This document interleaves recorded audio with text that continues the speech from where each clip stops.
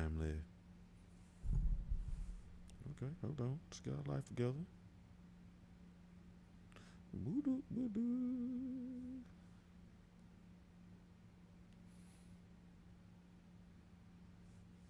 Come on now. All right, we should be good now. Let me make sure. Oh man. Doo-doo-doo. Trying to get my life together. Hey, Tawana.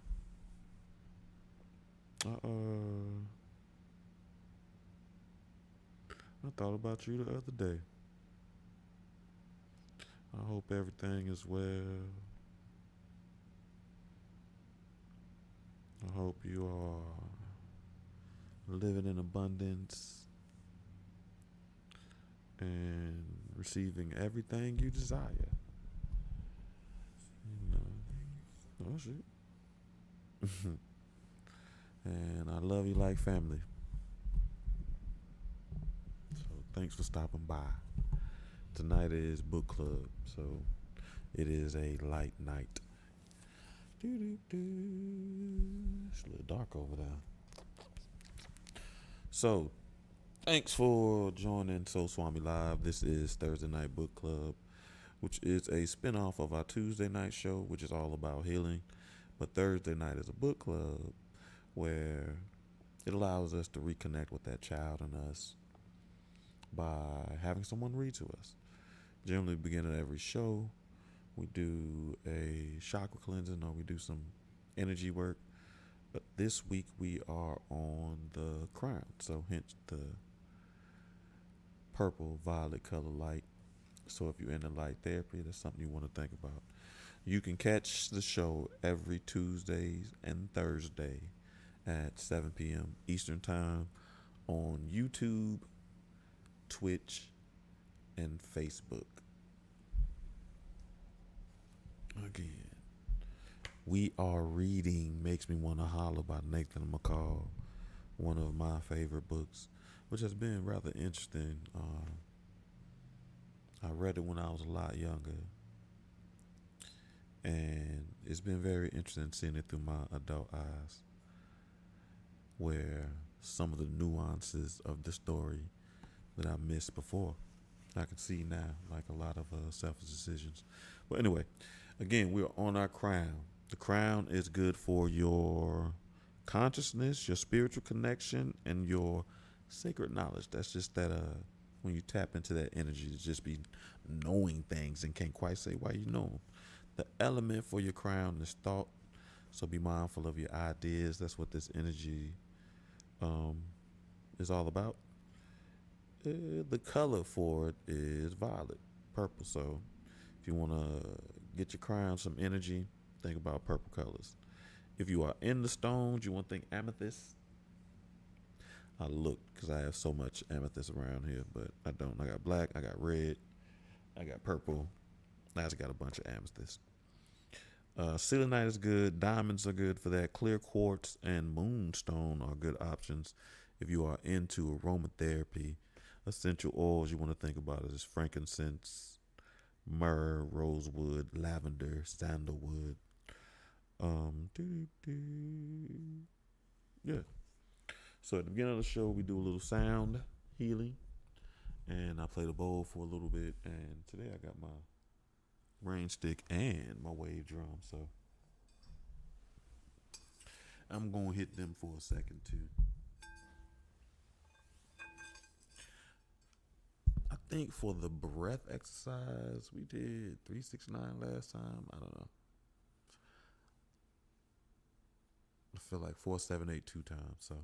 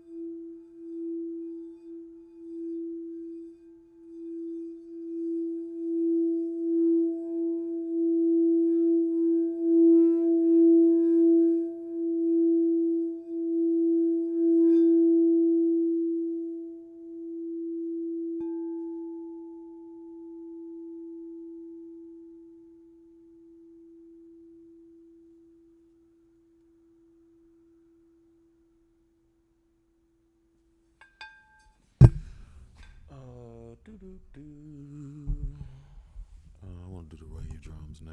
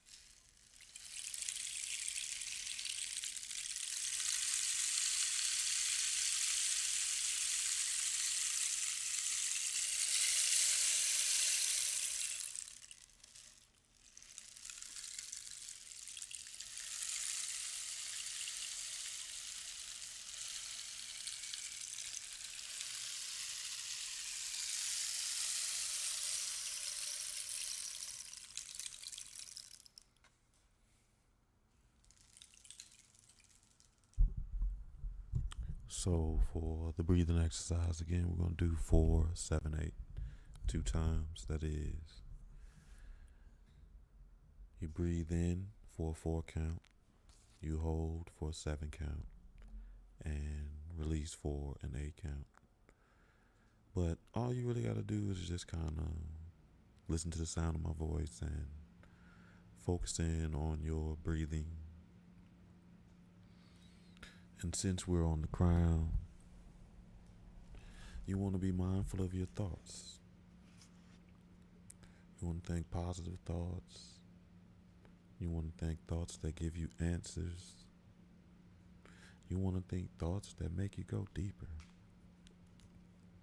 You want to clear your mind with the stress of the day. On the count of 3, we'll start.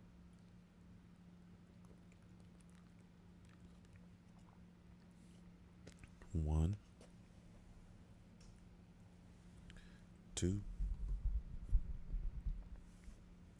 3. Breathe in 4, 2, 3, 4. Hold 7, 2, 3, 4, 5, 6, 7. Release 8, 2, 3, 4, 5, 6, 7, 8. One more time, family. Breathe in 4, 2, 3, 4.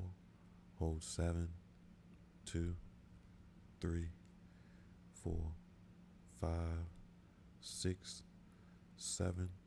Release 8, 2, 3, 4, 5, 6, 7, 8.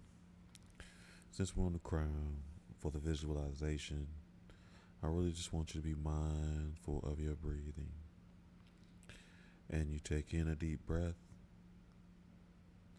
and pause and say the affirmation and then release. So just follow me and I'll guide you through it. Breathe in deep. I am divine, and release. Breathe in deep. I am connected to the universe, and release. Breathe in deep. I am at peace, and release. Breathe in deep. I am a spiritual being, and release. Breathe in deep. I release doubt and welcome faith, and release. I am divine. I am connected to the universe. I am at peace. I am a spiritual being, and I release doubt and welcome faith. All right, fam, we're going to get into the story. I don't remember where we at. I think it's a girl where his wife finally served him with divorce papers when he thought he was being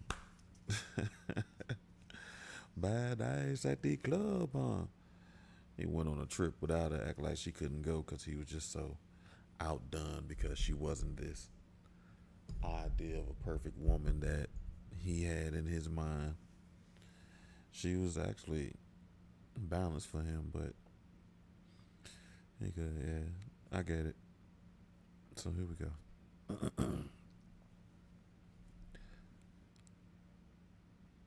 Often when I went home, I'd spend most of the time at my parents' house. That made me feel good. They were proud that I seemed to have turned my life around. I knew my parents and my brother still didn't quite understand how I'd done it. And I sensed at times they wanted to ask. But how I'd done it was less important than that I'd done it. My stepfather made it a point from time to time to tell me, I want you to know that we're real proud of you. I'd get a lump in my throat. I'd look him in the eye, then I'd have to turn away.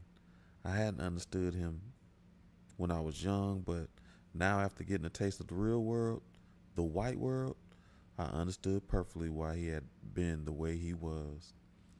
My mother seemed to be preoccupied with trying to save my brother Dwight. Junie was winding down a career in the Army. Billy was working 2 jobs to support his family. And Brian, the youngest, was working at Blockbuster Video and living at home. Dwight was off parole, but he was always in and out of labor jobs, living from paycheck to paycheck.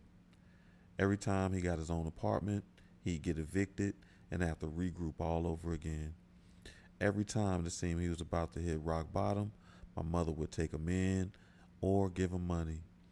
Sometimes he came by the house to eat a good meal. Other times, when the tensions between him and my stepfather was thick, he'd stop by for a plate and keep it pushing. Whenever she sensed Dwight was really bad off, my mother would have Brian take him a plate wrapped in aluminum foil, or she'd persuade my stepfather to let him back in the house, even after she vowed not to do it anymore. I kept telling Mom to let Dwight go. His weakness was taking a toll on her. Almost every time I visited or called the house, she had a story to tell about Dwight. Guess what Dwight did? We co-signed for him to get a car, and he stopped making payments and messed up our credit. She would always say, I ain't lending Dwight no more money because he don't never pay it back. Then I talked to her again, and she would say, I ain't got much money. I had to lend some to your brother so he wouldn't get put out in the streets. I'd hate to see the boy living in the streets. I hated seeing my mother go through that and got mad at Dwight sometimes. I kept telling her, you have to let him fall before he begin to lift himself up. As long as he knows you're going to bail him out, he'll continue getting into jams. She listened, but it go right on to helping Dwight. So the revolving door continued turning. I ain't want to give up on my brother either, but I didn't want to see him hurt my mother, so she worried about him all the time. I understood now that that's just the nature of a mother's love. A boy's bloody daddy will get fed up and throw him to the street on his head, but a mother is connected to her children in ways men don't understand. It's ironic on how some of that has changed now. Fathers aren't as hard as they used to be. Besides, my mother had a reason to have faith. She had plenty of reason to give up on me one time, but she held on until I pulled through. So it wasn't too hard to understand why she held on for Dwight. She felt she had a reason to believe. I know that's right. Driving down Martin Luther King Jr. Boulevard back in Atlanta, I pulled behind a brother driving a beat-up Cutlass Supreme. He was gangster leaning, cruising real slow in the passing lane, like he had nowhere to go and couldn't care less if other drivers did.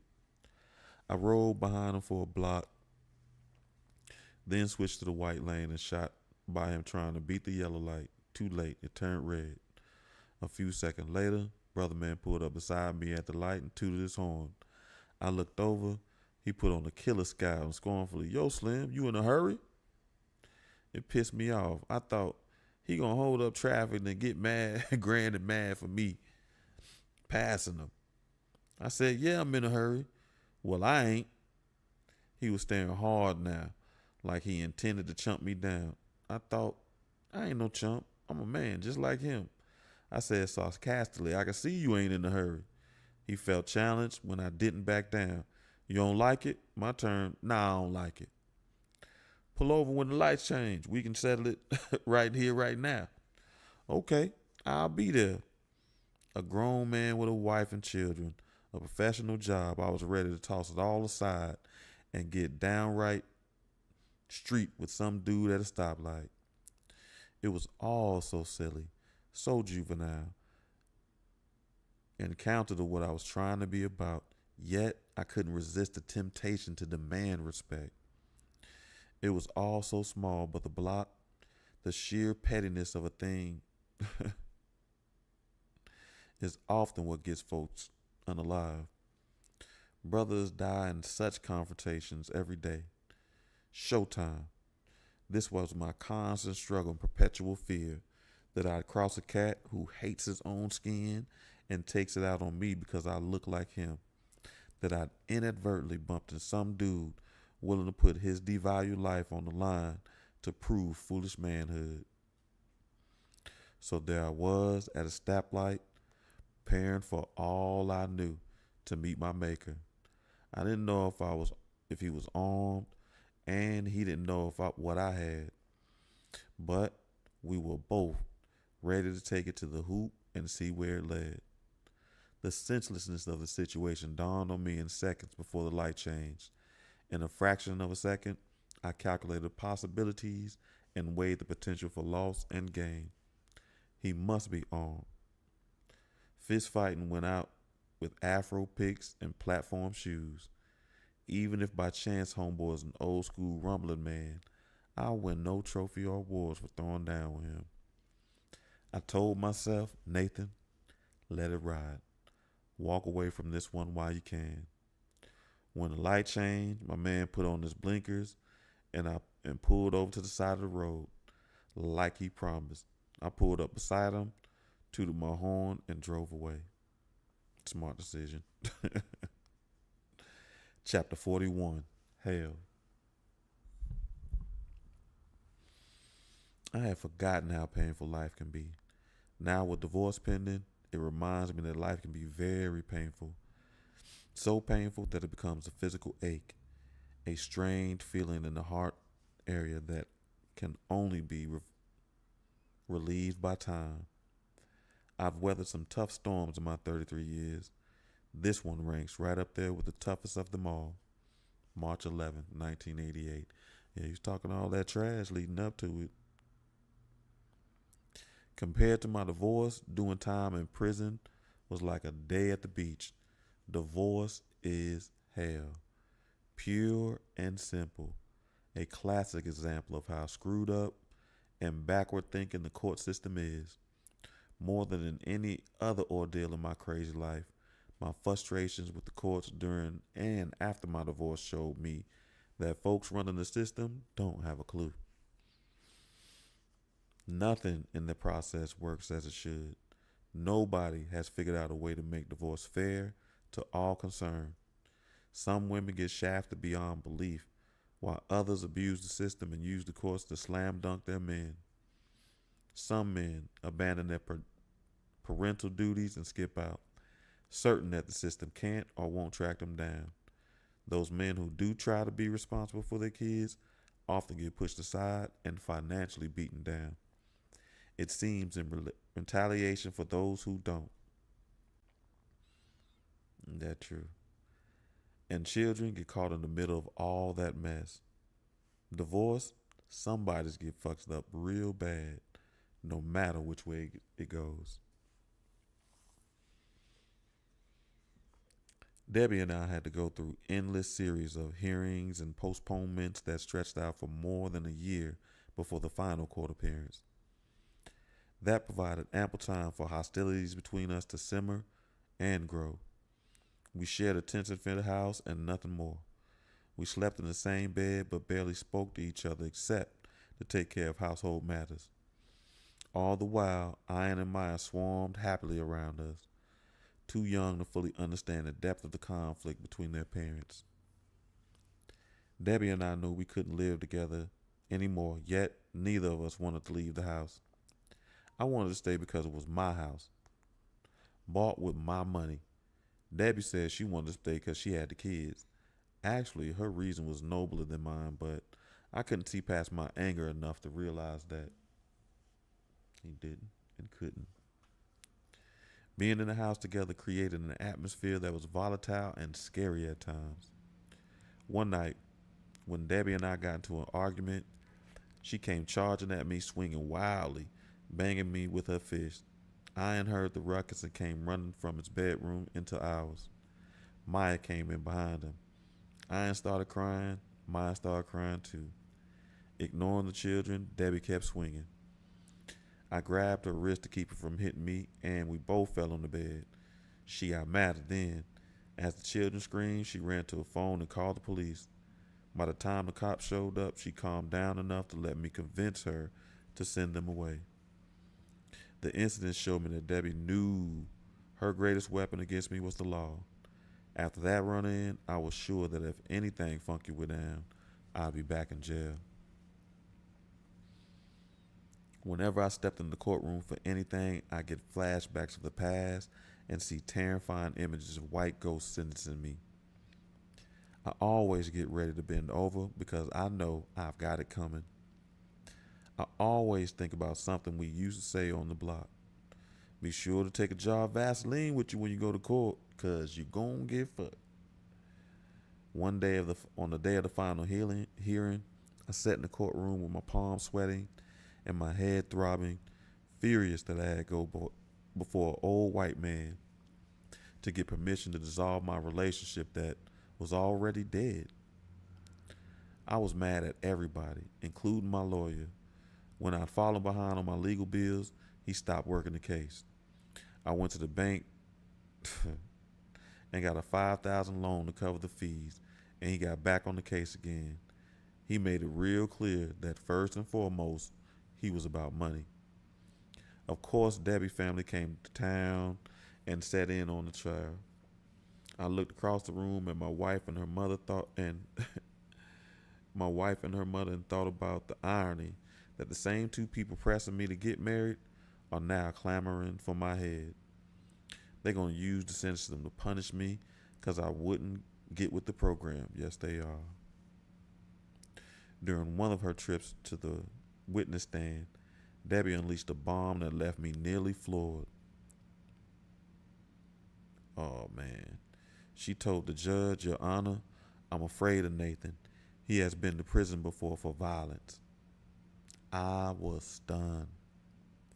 I considered that the ultimate betrayal. It was clear that she understood racial dynamics well enough to use my prison pass for her benefit. I thought, go on, tip off the judge. Let him know there's a dangerous black man who needs to be controlled. I sat there and listened as her lawyer used legalese to call me every kind of no good motherfucker in the book. He did willfully do this and he maliciously did that.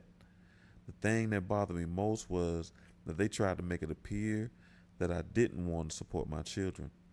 I kept wondering, how can they even suggest that? I got married for the sake of the children. The case was simple to me. Debbie wanted a house and $1,000 a month in child support. I couldn't afford to pay that much, live, and send money to Monroe too, but it didn't seem to matter what I couldn't do.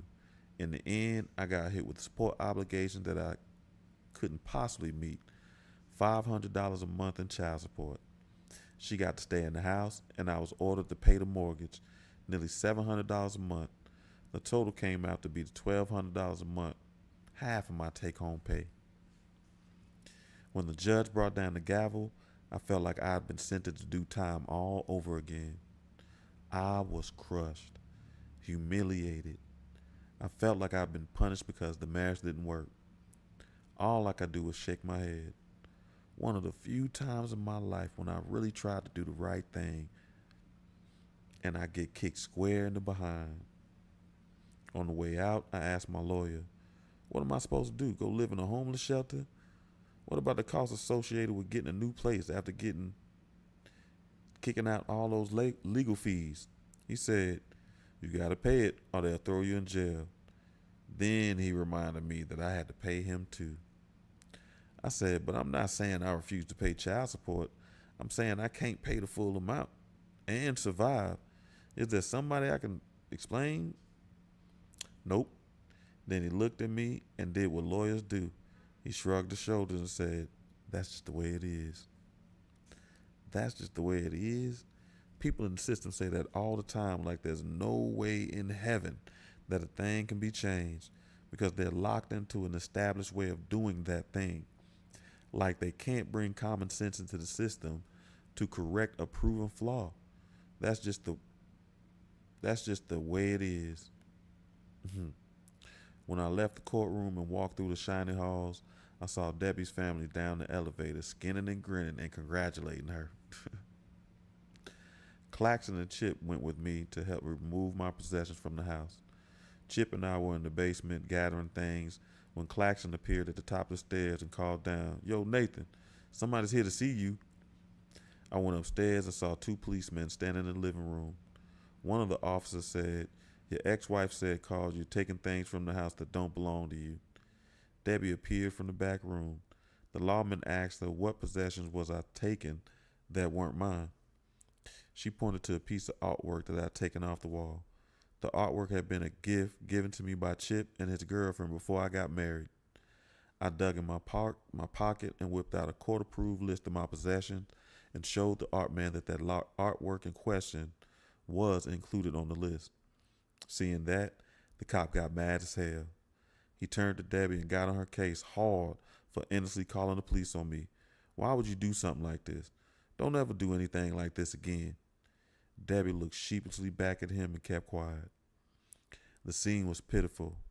It was so pathetic that I didn't even get mad. When I looked at Debbie standing there, I saw clearly the extreme she'd go to in order to get at me. I felt the shame that others saw it and that they knew I'd married someone who would stoop so low. The cops left, and for a moment the living room was silent. I stood there looking disgustedly at a woman who once was my wife. She glared defiantly back at me, and Claxton and Chip looked on, shaking their heads in disbelief. They called it joint custody, but what it really meant was Debbie got the children and I got to visit them every other weekend. I had no say in decisions about where they went to school or anything else involving their lives. As it turned out, Debbie's parents had more access to Ian and Maya than I did. It was frustrating, and my lawyer kept telling me that there was nothing I can do. That's just the way it is. Even the visitation itself was strange. I never knew what to expect when I went over there, so I'd take Chip along to serve as a witness in case something ugly jumped off. Once, when I got to the house, there was no one home, no note, nothing. I knew Debbie was expecting me because I just talked to her on the phone. After that happened more than once, I filed contempt action to have the judge force her to comply with the visitation order. We got into court, and when the judge learned that I had fallen behind on child support payments, he refused to hear my complaint about visitation. I told him I was doing all I could to raise the money I need to catch up. He looked at me coolly and said, "I suggest you file for bankruptcy." The message from the judge was clear to me. The court's view followed mainly as money source. That's just the way it is.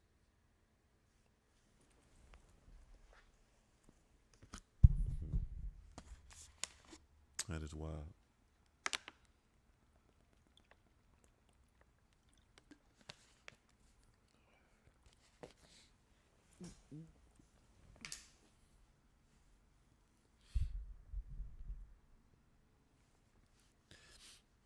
In no time, I got caught in that recurring cycle that body slams lots of men after divorce. Every time I fell behind on support payments, Debbie filed an action to take me to court. Every time I went to court, it'll force me to spend money on legal fees. The judge would order me to pay her lawyer too. That was money that could have been helped used catch up on support payments. I went round and round like that until exhausted all my savings on legal fees and support payments and gone deep into debt. I applied to banks and credit unions and couldn't get another loan. After getting an apartment, I had no money to live on. I had to hit up my parents and friends for money. All the while I kept wondering about life in the fucking system, which just didn't seem to be working for me. I knew it was just a matter of time before I fell so far behind they locked me up for failure to pay child support. Desperate and depressed, I began to think illogically. At one point, I thought about dropping everything and just quitting my job and going underground to get white folks off my back. None of my domestic problems related directly to my race. Divorce is a universal hell. But when compounded with all my racial stresses, the divorce and its aftermath took a greater toll. My head was messed up so bad that I go for days sometimes without any sleep. Even now, 5 years later, I still have occasional problems with getting sleep at night. Sometimes when I thought about what I was going through, I felt sorry for myself and wondered why I seemed to spend most of my life catching hell. I think maybe this is God's way of paying me back for all the hurt and pain I've caused other folks. Maybe I need to accept it as divine justice and quietly take my lumps. Other times, I looked at it another way, that the anguish was the price I had to pay to be able to live with myself and face the world. That two of my children could say that their parents had been married, no matter how brief or ugly that union had been. Every now and then, I ran across other dudes who'd been through the same hell as me. We spent hours comparing notes and sharing hard tales. Every one of them had a piece of divorce-related advice to give me. Sometimes the things they said I needed to hear, like one friend who told me, no matter what goes down, take the high road. It's important that you be able to look back on this and feel good about the way you handled yourself. That's the truth on a lot of things. Sometimes cats told me other things I didn't need to hear, like the tale about a guy who took matters into his own hands when his wife wouldn't let him see his children and the courts refused to do anything to enforce his right. He knocked her front teeth out, a friend told me. He got 30 days in jail for it, but you know what? Every time he goes around to get his children now, she hands them over and don't give him no problems. That is not funny. That is terrible. I'm laughing because that is terrible. That is terrible. I feel him. That is something he didn't need to hear. That's bad advice. Those rap sessions carried a lot of weight with me and sometimes affected what I thought and did. I decided that I want to do what was right and take the high road, but the notion of knocking out Debbie's teeth also carried some appeal to me. One day, I went to the house to try to talk with her about calling a truce so that we could stop making the lawyers rich. As I sat on the couch, she stood over, ranting. She went off, blah, blah, blah. I sat there quietly listening. Suddenly, I couldn't make out what she was saying anymore. Her lips were moving, her arms flailed, but I couldn't hear. Without being aware, I slipped into the zone. I've been in that zone before. I went into it just before, moments before I shot plasma. It's a semi-conscious state where nothing gets absorbed and all logic and reason shuts down for the night. I looked at Debbie and thought about all the anxiety she put me through. I thought about all the incompetent court system and how it seemed that nobody cared what was happening to me. I thought about taking the high road. Then I thought about the cat who knocked her teeth out. Something inside me said, yeah, knock her front teeth out. You can do 30 days in jail standing on your head. That familiar tightness formed in my chest. That fight or flight feeling that used to come over me in the old days on the street. I felt it rising, like vomit just before it convulses and forces its way out of your mouth. I felt myself about to leap up and punch her in the face. I felt it coming over me, and I got scared. I knew that if I got up from that couch and took one swing, it would get good to me, and I wouldn't stop. I wouldn't stop till I was completely exhausted or until my ex-wife was stone cold, unalive. As I sat there mute, the voices of divorced veterans kept whispering, competing for control, knock her teeth out, take the high road. I recently read an article about the benefits of counseling. Written by a psychologist, the article said that people don't realize they have to take care of their mental health in the same way they have to tend to their physical health. The writer said people routinely go to doctors for physical checkups even when they know there's nothing wrong. People should go to counselors, he said, for mental checkups. That made all the sense in the world to me. I thought about that article as I was there contemplating whether or not whether or not to attack my wife. I decided then and there that I needed counseling. I got up from the couch and walked to the door without saying anything, leaving Debbie still in the living room, raising hell. The next day, I contacted a counselor and went in for therapy. The counselor was a white woman. She seemed to understand right away what I was going through. Seeing how hyped and uptight I was, she prescribed me some medicine to help me chill out. She also gave me a beeper number and said, now listen, I want you to put this number in your wallet and keep it with you at all times. I don't care where you are. If that feeling ever comes over you again, call this number and talk to me. It was comforting to know I had someone to call if I needed advice. That, more than anything, helped me to eliminate the thoughts of turning violent again. I came close to the edge once or twice after that, but each time, the assurance that I had someone to turn to was enough to calm me. The counselor doesn't know it, but she probably saved Debbie's life. She knew it. That's why she told you to call her anytime. She knew it. She knew it. She knew you was on the verge of a snap. I've come to believe that there's a higher force looking out for me, and it moves on my behalf right on time. Early in 1989, I got another call from the Washington Post. As Milton Coleman promised, they'd kept an eye on me. They called to invite me back for another job interview.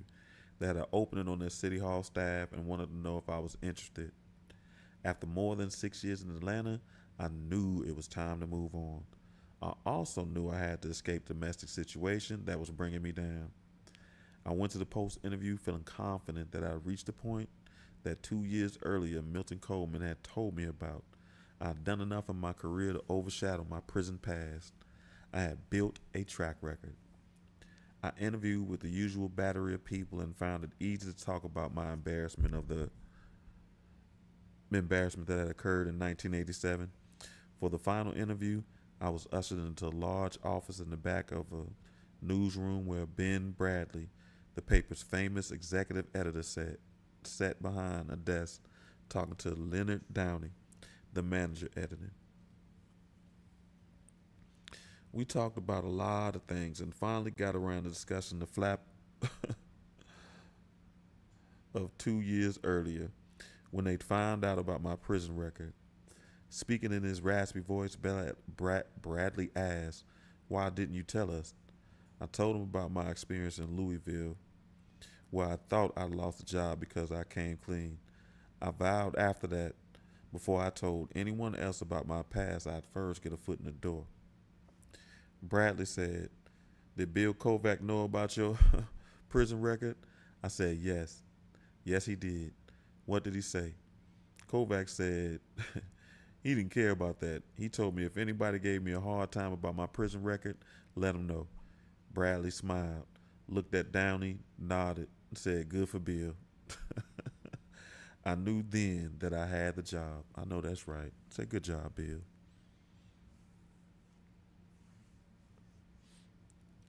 Chapter 42, The Big Time.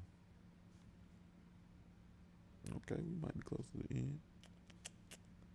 On a hot summer's day in 1989, reporters crowded in the conference room of City Hall and jostled with photographers and television cameramen competing for choice spots. The reporters, acting like one big inquisitive family, gossiped while they waited for the mayor to appear. He was already late. No big deal, he was always late. But this was Washington, D.C., not Atlanta, and I was feeling a little nervous as I sat near an aisle toward the front of the room. Everybody else there seemed to know their way around City Hall. They knew what buttons to push for news tips and where to find the information they needed.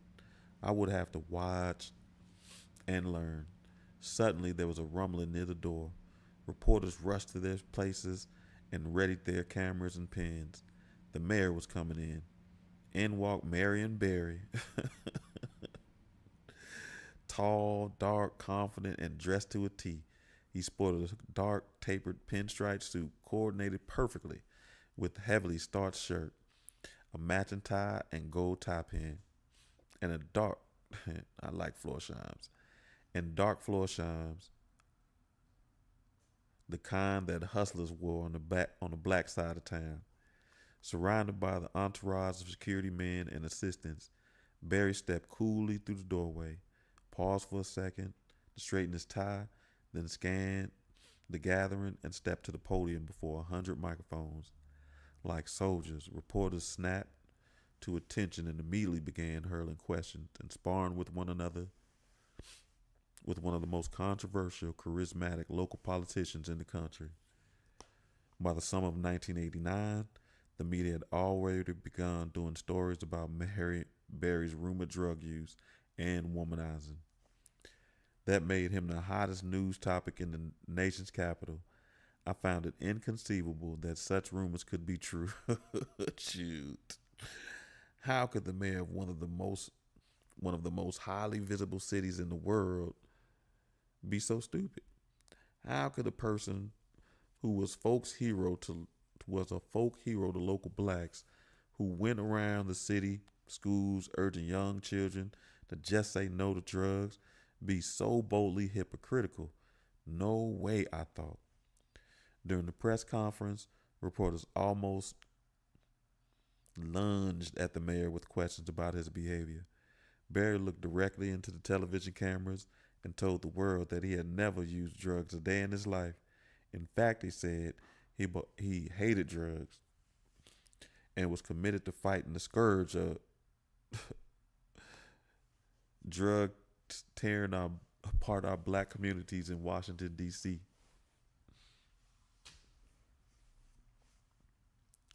As arrogant and cagey as any politician, Barry answered those questions he wanted to address and refused to answer those he didn't like. He weathered the scrutiny like a pro and seemed to relish in sparring with the reporters he knew by name. I sat there quietly, fascinated by the intelligent man who was haunted by self destructive tendencies and irresistibly drawn to the streets. After several minutes of addressing more mundane questions about the city's budget, Barry abruptly ended the circus, leaving the reporters hanging with many unanswered questions. Before leaving, the mayor walked down the aisle through the throng of reporters, speaking to some and joking with others while straightening his tie and pimping in his tailored suit. When he reached the spot where I sat, he stopped, looked me up and down, and said, "What's your name?" I took the inquiry to mean that he didn't notice every reporter in the city. He certainly noticed every black face in the bunch. "I'm Nathan McCall." "Who you with?" "I'm with the Washington Post. I'm going to be covering city council." Barry said, "Where you from?" "I came here from the Atlanta Journal-Constitution." He nodded. "Atlanta, huh?" "Yeah." Pause, and he gave me a hearty slap on the shoulder, grinned broadly, and said, "Welcome to the big time." And then strutted off. That's I'm sorry, that seemed like something he would do and say. Indeed, I had finally reached the big time. Washington, D.C., the capital of the so-called free world. The president of the USA lived in and operated from this city. The White House was just a few blocks away from City Hall, less than a mile away from the U.S. Capitol, set majestically at the end of the mall. Washington was one of the most beautiful cities I'd ever seen, electric, pulsating with the bustling traffic and historic government buildings, its sidewalk cafes and basement bars, its brownstone row houses and trendy high rises. Riding through the streets, I remembered how I used to go to Washington with my classmates on a field trip in junior high school. We'd save our money for months, then take a 4 hour ride on the chartered buses and tour the museums and historic monuments. I never thought I'd be living there. I'd rented a 7th floor apartment in the southwest section of town, near the waterfront. The apartment had a splendid view of the Capitol. It was within walking distance of the mall, all the famous monuments, and the Smithsonian Museum.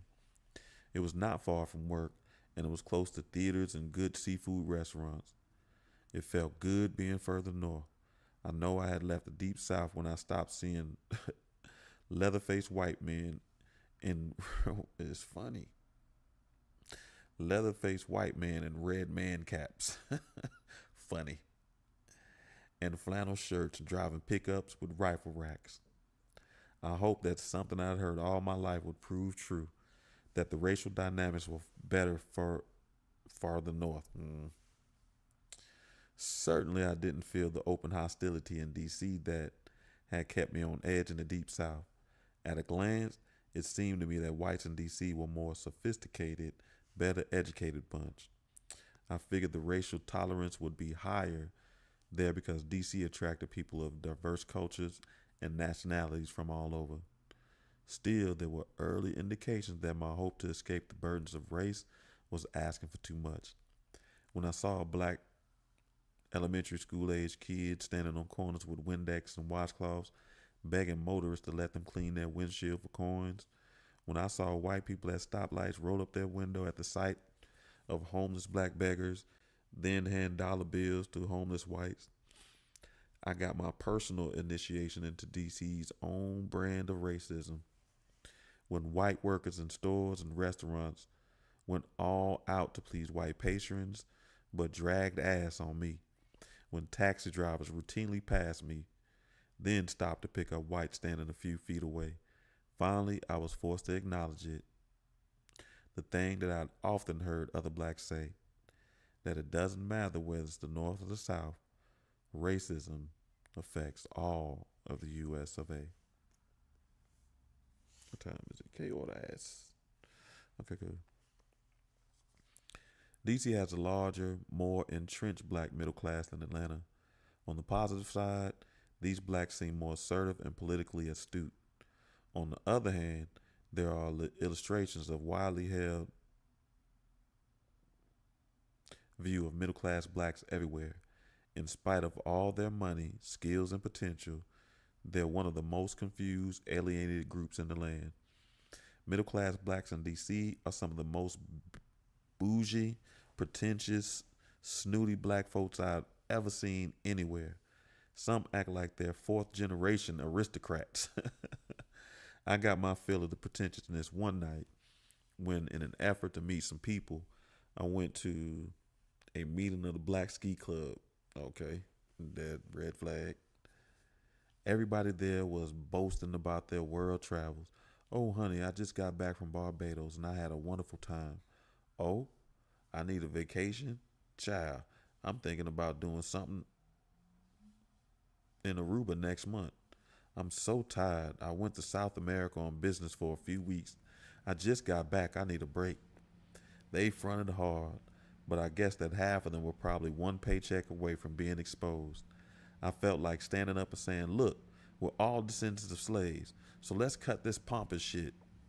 After listening to them tell lies and put on airs for an hour and a half, I left and never went back. Anytime I wanted to get in touch with real black people in a city and take the pulse of street life there, I scope out a funky barbershop in a serious work class neighborhood. I found the perfect spot in Northwest DC. Half the barbers, I'm sure, had taken up their trade during prison stints. They had cocky penitentiary mannerisms that I recognized from Southampton, as well as rock hard musculature from pumping iron. They wore their hats while cutting hair, and they talked loud and crazy about their customers. There was a constant stream of brothers and sisters in and out of this place, and a lot of them didn't come in for haircuts. Some of the cats who came through, there were small-time hustlers and druggies who stopped in and offered good deals on shoes, shirts, jackets, whatever they stolen that day. Others went straight to the back of the shop where the owner took a cut on card and crap games. Okay. Held in the smoky room. My barber was an old head in his early 50s, known around the neighborhood for being quick-tempered and hip. He kept a pistol in his drawer and a fifth of scotch, which he nursed constantly in a paper cup. I learned to get in his chair before Friday evening when he was juiced up and his clippers were unsteady. I'd go in there some Fridays and he'd already be dressed to go out for time on the town after that last hair was cut. He'd have a wide brim hat and bright red shirt with a butterfly collar open wide so you can see his rope-sized gold chain. He'd also be wearing a pair of pants that matched his double knit jacket, which looked like an upper half of a walking suit. If you told him he wasn't clean, he'd probably shoot you with that piece he kept stashed away. I liked that shop because I could always get a good bet on the latest boxing match, pick up the latest street slang, or get in line on the working class view of politics in DC. Going there was a bit like hanging out at the 7-Eleven at home without being exposed to the risk. Sometimes I repeatedly forgo my turn in the chair while trying not to be obvious that about the fact that I just wanted to extend my stay.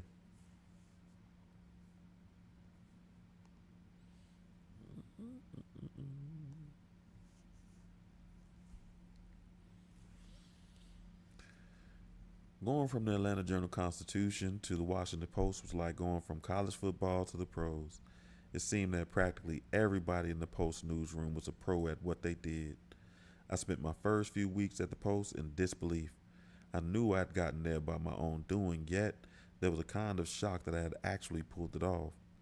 The first day I walked into the newsroom and went to my assigned desk, there was a nameplate already there and it simply read Nathan McCall. I stared at that name and thought, detached from it, Then let these words roll softly off my tongue. Nathan McCall at the Washington Post. Almost every morning I'd enter the Post building on Fifth Street and wonder at the fact that I was entering a historic institution, a place where reporters were so good they'd actually brought down the President of the United States. And here I was, an ex-con, a former armed robber, working among them. The irony made me dizzy. It seemed like another installment in a big, continuous dream. I spent a lot of time gawking, like young stargazers, at all the legends I'd read about. Ben Bradley bobbed through the newsroom sporting his starched two-tone shirt and matching ties. Katharine Graham, the owner of the paper, drifted through from time to time.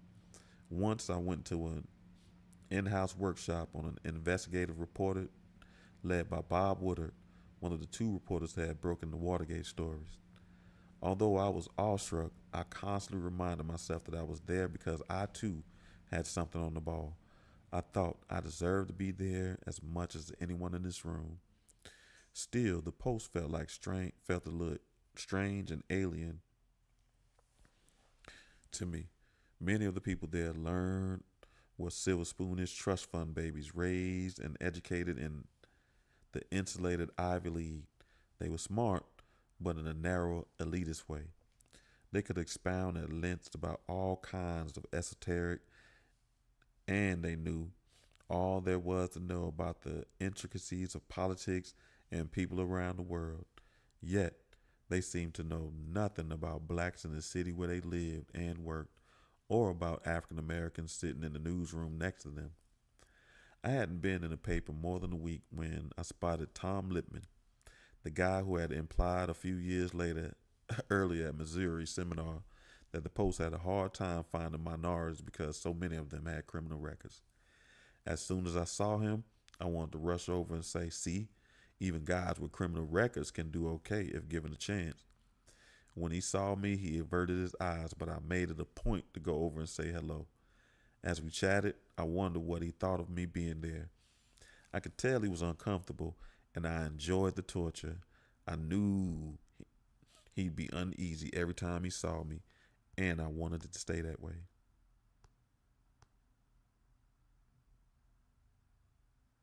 Okay, that's quick. Okay, family, I'm gonna wrap it up right there. This next section kind of long, so we'll pick up next week. Family, I hope you have a fantastic weekend. I look forward to seeing you on Tuesday, where we continue our discussions on generational curses and talking about some generational curses so we can try to figure out what our generational blessings are. Because generally the curse is the weight of the burden of the blessing. And we be so caught up on our blessings, we don't see that. I mean, our curses, we don't see our blessings. Shifting language. If you can't make it Tuesday, I hope to see you here on next Thursday, where we continue reading Makes Me Wanna Holler, one of my favorite books. And Boz, boy, what you doing on here, man? I appreciate you, black man. But anyway, family, I hope you have a great week again. A great weekend again. And I hope to see you next week. Peace, family.